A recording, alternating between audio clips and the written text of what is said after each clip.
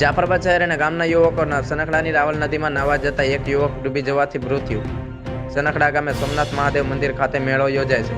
ભાદરવાની પૂનમના દિવસે મેળામાં ગયેલ યુવકો નદીમાં નાહવા ગયા હતા, જેમાં સનખડા ગામે આવેલ રાવલ નદીમાં ડૂબી જતા જયદીપભાઈ મોહનભાઈ વાઘેલાનું મોત.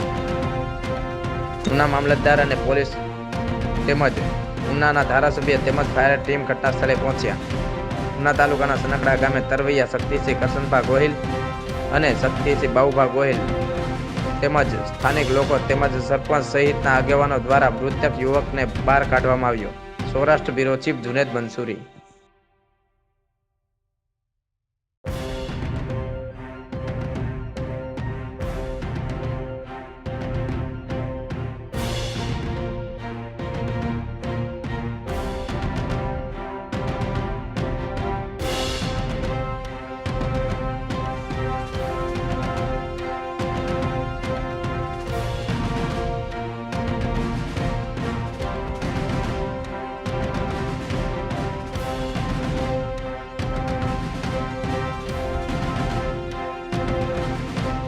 આપનું નામ?